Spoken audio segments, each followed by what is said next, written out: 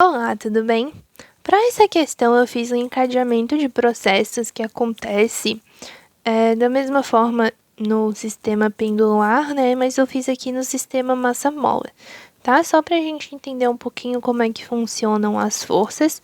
No sistema de pêndulo acontece a mesma coisa, mas ao invés da força elástica, é a força peso atuando, tá? A componente horizontal da força peso. Aqui, no caso, a gente vai ter a força elástica, afinal vai haver uma deformação dessa mola que liga um determinado corpo, né? E a gente tem aqui um movimento oscilatório, um movimento harmônico simples. A partir desse movimento, a gente consegue identificar determinados pontos em que vai haver inversão do movimento ou que vai haver velocidade máxima.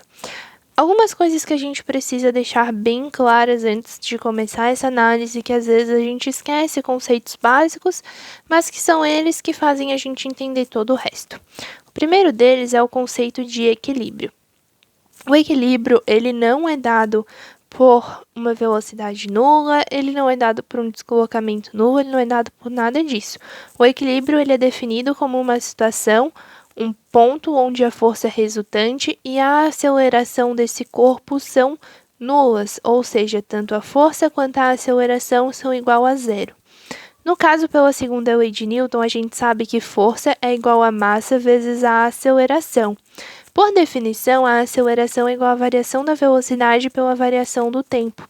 Ou seja, nesse ponto de equilíbrio, a única coisa que acontece é que a velocidade não varia, tá bom?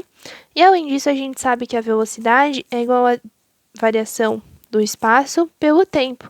Ou seja, pode muito bem existir uma velocidade sem existir uma aceleração. São todas coisas diferentes, tá? O fato de a aceleração ser nula não implica que a velocidade seja nula. Nada disso é correlacionado, tá? Não há uma dependência entre um e outro. Pode muito bem existir uma determinada velocidade e essa velocidade ser constante, ou quando a gente analisa um ponto, né, nesse ponto a velocidade não estar variando. Outra coisa que a gente precisa entender é o que é a inversão do movimento. A inversão do movimento é quando ele deixa de ir para um lado para ir para o outro.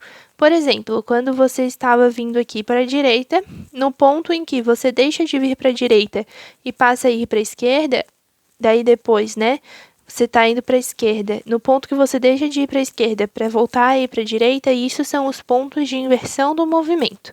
Nos pontos de inversão do movimento, a velocidade é sempre nula. Por quê? Porque precisa ter um deslocamento nulo, né, uma variação da distância nula nesse ponto para que possa um corpo deixar de ir para um lado, deixar de se deslocar para um lado para começar a se deslocar para o outro lado.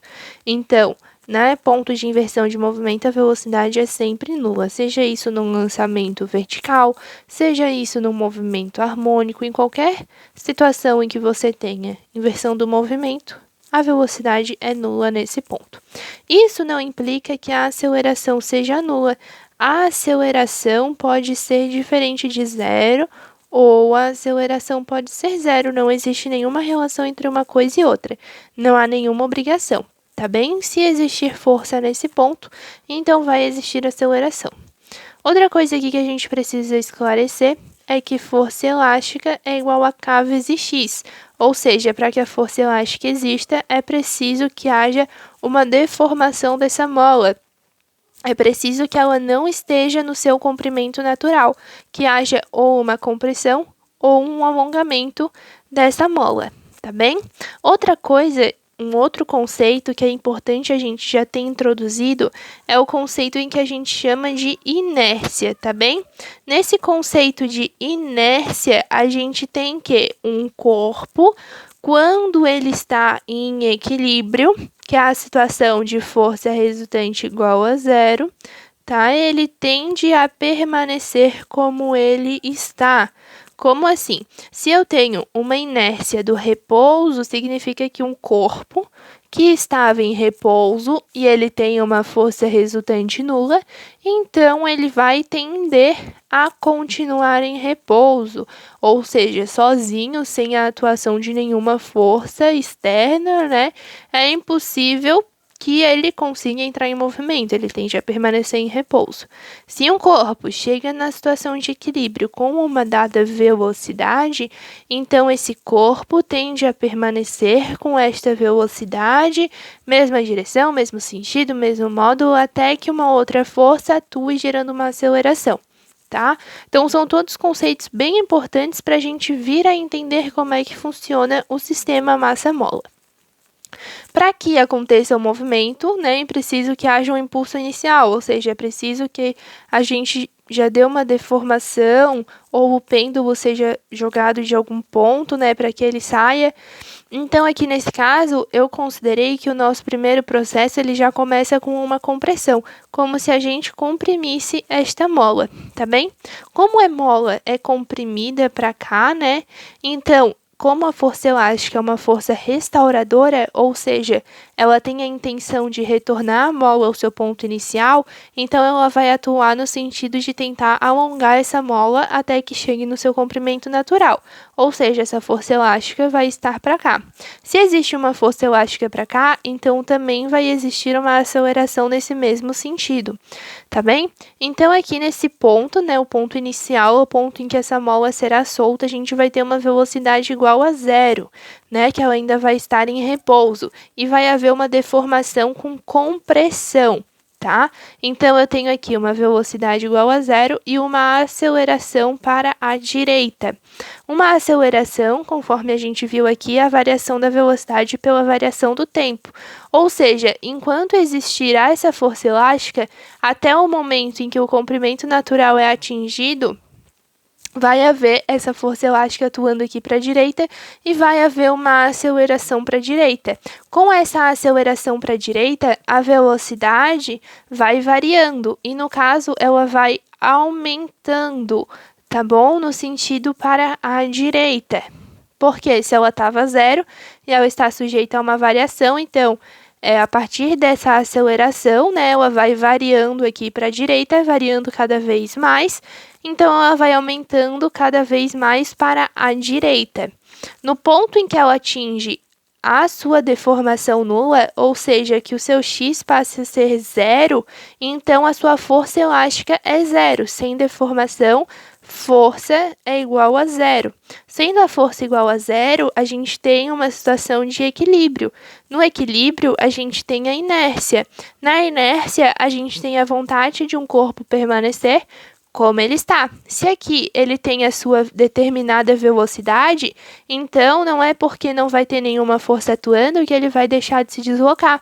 Ele vai continuar se deslocando para a direita com essa velocidade que ele tem. Então, quando ele chega nesse ponto de equilíbrio, ele não vai ficar em repouso. Ele não vai ter uma velocidade nula. Se ele tivesse velocidade nula, isso significaria que o deslocamento dele é nulo, então ele simplesmente permaneceria em repouso, tá bem?